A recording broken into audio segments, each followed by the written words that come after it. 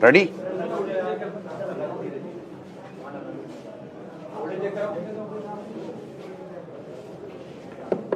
Okay भाई।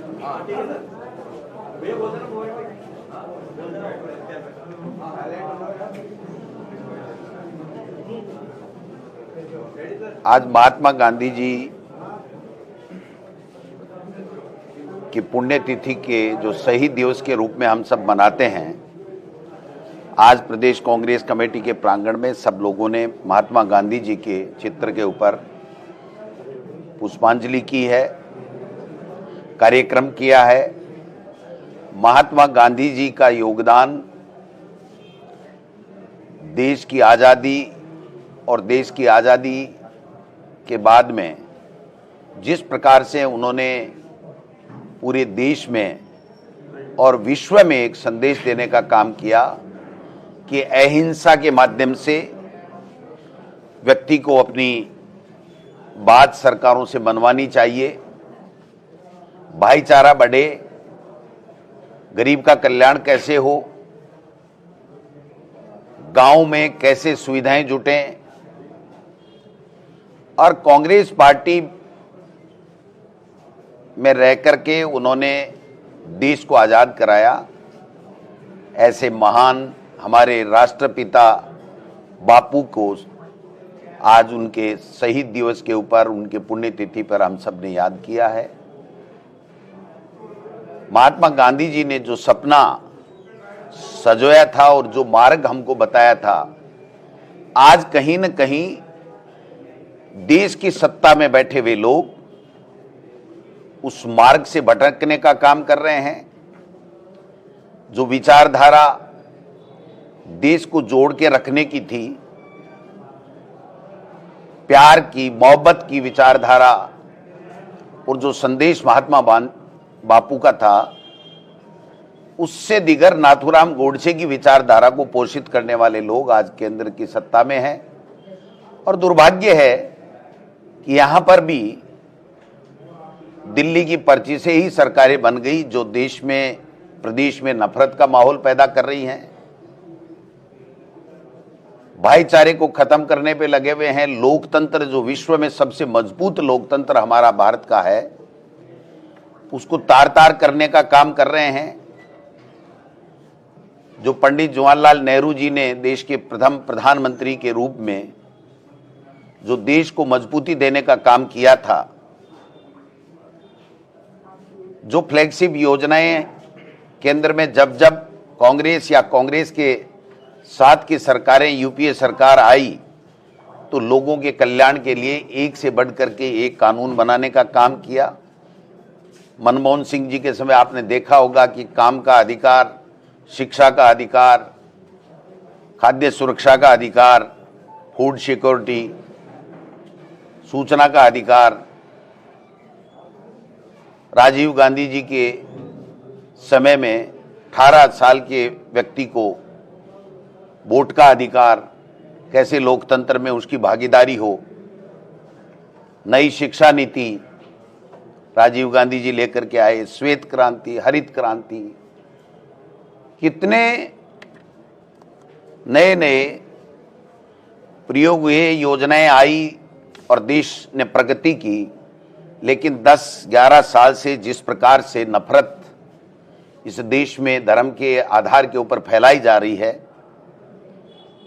और एक तरीके से सरकारें इवेंट मैनेजमेंट करके और इस देश के लोगों को बांटने का काम कर रही हैं। आज आप देख सकते हो कि आज के जमाने में भी रील बनाने के लिए कुंभ में बीजेपी के नेता जा रहे हैं, भगदड़ मच रही है, वहां पर सरकारें व्यवस्थाएं नहीं कर पा रही हैं, लोगों की मौत हो रही है, जान गंवानी पड़ रही है।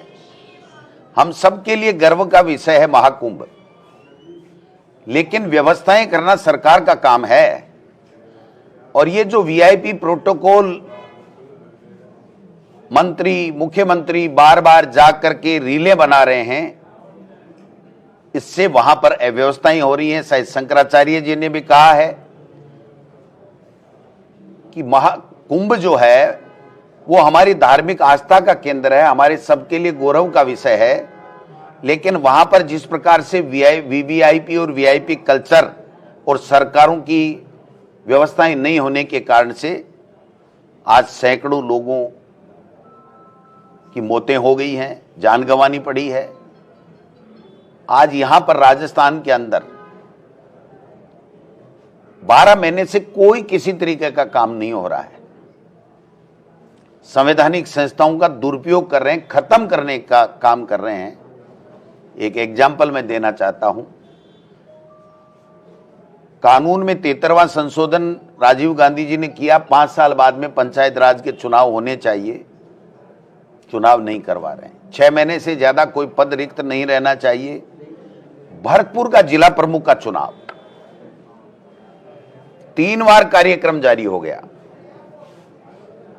2014 माह से भी अधिक समय हो गए, चुनाव नहीं करवा रहे हैं। चुनाव आयोग, हमारा राज्य निर्वाचन आयोग वहां पर निकालता है, चुनाव का कार्यक्रम घोषित करता है और सरकार निरस्त कर देती है। उसके बाद में हाई कोर्ट में लोग गए, हाई कोर्ट ने कहा 60 दिन में कराइए। उस 60 दिन के ऑर्डर के खिलाफ राज्य सरकार, मुख्यमंत्री जी का गृह जिला है, और वहां पर जाकर के और वापिस स्टे लेके आ गए। साहब हमको सुना नहीं। आपको क्या सुने? 1.5 साल में एक भी मीटिंग नहीं हो पाई है, कोरम पूरा नहीं हो पा रहा है और जिला कलेक्टर को प्रशासक लगा रखा है। मैं एक नमूना इसलिए बता रहा हूं कि ये संवैधानिक संस्थाओं को, लोकतंत्र को कैसे कमजोर कर रहे हैं, एक इसका नमूना मात्र है। आप देख सकते हो कि ये भरतपुर के जिला प्रमुख का चुनाव नहीं करवा सकती वो सरकार किस दिशा में चल रही है, क्या उसका कार्यक्रम है। बाकी सब चीजें विधानसभा आ रही है। जूली साहब के नेतृत्व में हम राजस्थान की विधानसभा में जितने भी विधायक हैं, वो सरकार की कमी खामियां, जनता को जो परेशानियां, जो जनता के मुद्दों की सुनवाई नहीं हो रही है, उन सब को लेकर के इस पर्ची सरकार को घेरने का काम करेंगे। इसको अपना आईना बताएंगे कि आप किस तरीके से झूठे वादे करके जनता को गुमराह करने का काम कर रहे हो। ये सारी चीजें हम करने जा रहे हैं। तो आज इस शहीद दिवस के ऊपर हमने संकल्प लिया है कि बापू के सपनों को साकार करने के लिए कांग्रेस पार्टी इस देश को, प्रदेश को मजबूत बनाएगी। 36 कौमों के साथ लेकर के भाईचारे को और ज्यादा प्यार कैसे, मोहब्बत कैसे बढ़े, इस दिशा में काम करेगी। और जो जनता को परेशानियां हो रही हैं, जो जनता के खिलाफ जो काम इन सरकारों के द्वारा किए जा रहे हैं, जो प्रताड़ित किया जा रहा है, अहिंसात्मक आंदोलन के रूप में हम उनका विरोध करेंगे और जनता के साथ कंधे से कंधे मिला करके इनको अपना आईना दिखाने का काम करेंगे। सर, राजेंद्र राठौड़ जी ने कहा है कि डोटासरा जी को फोबिया आरएसएस और बीजेपी, उनको सपने में भी अब यही दिखाई दे। वो सपने में तो उनको भी दिख रहा होगा कि बीजेपी आरएसएस ने आपके साथ क्या किया। वो तो खुद ही जनता दल से, पता नहीं कौन कौन से दल से आए थे, मुझे पता नहीं। पहले बीजेपी में नहीं थे, फिर भरू सिंह जी लेकर के आए, फिर वसुंधरा जी ने उनको आगे बढ़ाया और फिर शायद वसुंधरा जी के खिलाफ ही वो हो गए। तो फिर उनके साथ में जो बीजेपी ने किया वो आप देख ही रहे हो। अभी उनको नहीं बोलना चाहिए, उनके दिन अच्छे नहीं हैं, नहीं बोलना चाहिए। मैं नहीं बोलूँगा, मेरे बड़े भाई हैं।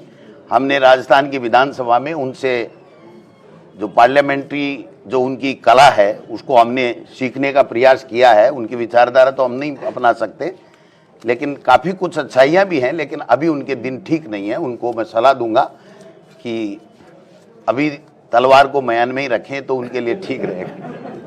सर, 3 तारीख से सभी सरकारी स्कूलों में सूर्य नमस्कार के लिए शिक्षा मंत्री जी ने कहा। अब ये शिक्षा मंत्री वाला जो विषय है ना, ये तो राजस्थान की विधानसभा आ रही है, उसी में छोड़ो।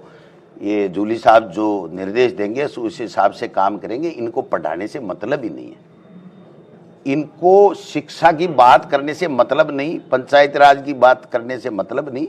उनका अपना आरएसएस का एजेंडा है, उसको पूरा कर रहे हैं। इससे वो स्वयं को तो एक्सपोज कर रहे हैं, बेवजह आरएसएस को भी एक्सपोज कर रहे हैं। क्या कराएं क्या नहीं कराएं, वो जो शिक्षा के बारे में अच्छी क्वालिटी की एजुकेशन कैसे दे सकें, बच्चे कैसे अच्छी सीख सकें, वो चीजें उनको करनी चाहिए। तो मैं समझता हूं कि वो शिक्षा मंत्री का दायित्व ठीक ढंग से निभा पाएंगे। इसलिए उनके लिए बोलने के लिए तो सभी उत्साहित हैं, उत्सुक हैं और ऊर्जा के साथ राजस्थान की विधानसभा में बोलेंगे।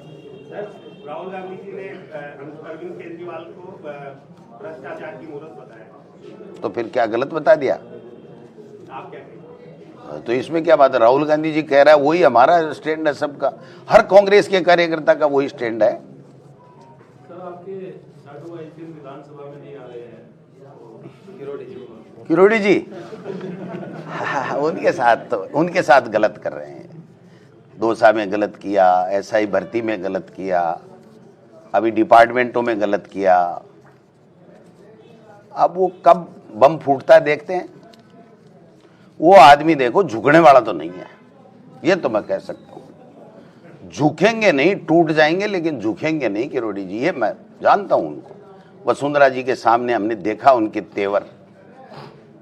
अब भजनलाल जी तो चीज ही क्या है, जब वसुंधरा जी को उन्होंने नहीं बख्शा तो देखते हैं कब क्या होता है। लगता क्या भाई साहब, ये तो प्रमाणित ही हो गया। उन्हीं को पूछ लो अलग से, वो मीडिया के सामने तो अभी अमित शाह जी जब मिल के आए हैं तो कोई दिए बात हुई होगी, उनके नहीं कह रहे हैं, लेकिन वास्तव में उनके साथ बीजेपी ज्यादती कर रही है। एक भाई हमारे जो बड़े भाई हैं उनके लिए भी मैंने बताया, उनके साथ भी ज्यादती कर रही है। हार जीत चलती रहती है। अब मंत्रालय के टुकड़े टुकड़े कर दिए, वहां तक तो ठीक था, बाकी सम्मान तो होना ही चाहिए। वरिष्ठ नेता है, कोई भी किसी भी पार्टी का है।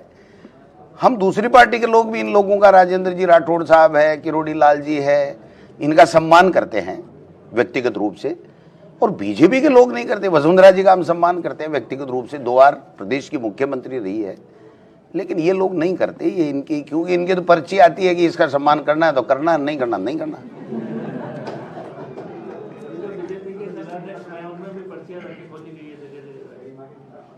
हाँ, कह रहे हैं बाड़मेर में भी एक पर्ची खोल के आए थे मदन दिलावर जी। अब भाई साहब ये तो पर्चियों वाला खेल तो हो गया इनका। पर्ची सरकार तो है ही है, इसमें तो अब कोई वो खुद ही गड़े लग गए। लेकिन बात यह है कि जनता के मुद्दों की तरफ उनका कोई ध्यान नहीं है, जनता के कल्याण के लिए काम नहीं कर रहे हैं, एक भी योजना ये ला नहीं पाए हैं। केवल भ्रमित करना, कांग्रेस को गाली देना, कांग्रेस के नेताओं को गाली देना, पंचायत राज को, नगर निकाय को, इनको सबको कमजोर करना, लोकतंत्र को कमजोर करना, ये इनकी आदत में शुमार हो गया और इनके एजेंडे में है। क्योंकि ये महात्मा गांधी जी की विचारधारा को नहीं मानने वाले नहीं हैं।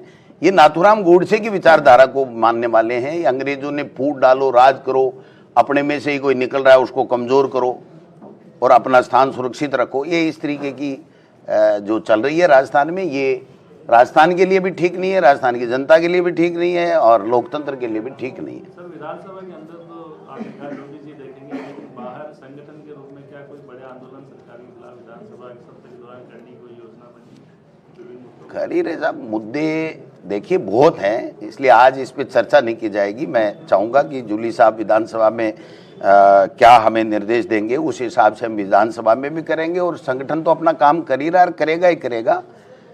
जो पूरे देश में जय बापू, जय भीम, जय संविधान जो कार्यक्रम चल रहा है हमारा, तो मैं समझता हूं कि ये अपने आप में इतना बड़ा कार्यक्रम है कि बापू की विचारधारा, बाबा साहब का मान सम्मान जो अपमान ये लोग कर रहे हैं, और संविधान को तोड़ मरोड़ करके, संवैधानिक संस्थाओं का दुरुपयोग करके लोकतंत्र की हत्या कर रहे हैं, विपक्षी पार्टियों को कमजोर कर रहे हैं।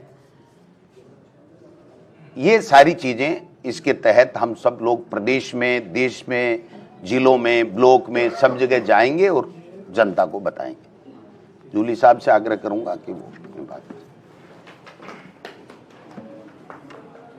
आज गांधी जी की पुण्यतिथि के अवसर पर प्रदेश कांग्रेस कार्यालय के अंदर सर्वधर्म समभाव का संदेश देते हुए गोष्ठी हुई। गांधी जी को याद किया और विशेष रूप से मैं कहना चाहूँगा, जिस गांधी जी की पूजा आज पूरी दुनिया में हो रही है, उनका लोहा पूरी दुनिया ने माना। सत्य, अहिंसा, ग्राम स्वराज की बात करने वाले, गरीब को गले लगाने वाले गांधी जी के बारे में बीजेपी बात तो करती है, लेकिन साथ देती है गोडसे की विचारधारा का। आज ये बात हमें समझनी पड़ेगी कि मुंह में राम और बगल में छुरी की जो एक कहावत है, अगर वो कहीं चरितार्थ होती है तो बीजेपी के द्वारा चरितार्थ की जा रही है। आज जितनी भी 11 साल मोदी जी को होने को आ रही है और यहाँ 1 साल भजनलाल जी को हो रही है, इन वर्षों में क्या गरीब के लिए, दलित के लिए, शोषित के लिए, पीड़ित के लिए, महिलाओं के लिए सरकारों ने कोई निर्णय लिए हैं, या कि सिर्फ धर्म और जाति की राजनीति करके सत्ता पे आसीन हो गए और रोजाना जनता पे टैक्स लगाकर, गुमराह कर कर, बयानबाजी कर कर अपने जो नीति है उनको ये स्थापित करना चाह रहे हैं। तो मैं ये कहना चाहूँगा, आज बापू को हम याद कर रहे हैं। अगर भारतीय जनता पार्टी सही मायने में बापू के सिद्धांत को मानती है, उन पे चलना चाहती है, तो उनको जीवनी को पढ़कर उसके आधार पे योजनाएं बनाएं और राजस्थान की जनता के लिए और भारत की जनता के लिए काम करें। Thank you. राठौड़ जी, बात कर लीजिए टेलीफोन पर। मिला क्यों नहीं? मैं तो आया हूँ, मिला विधान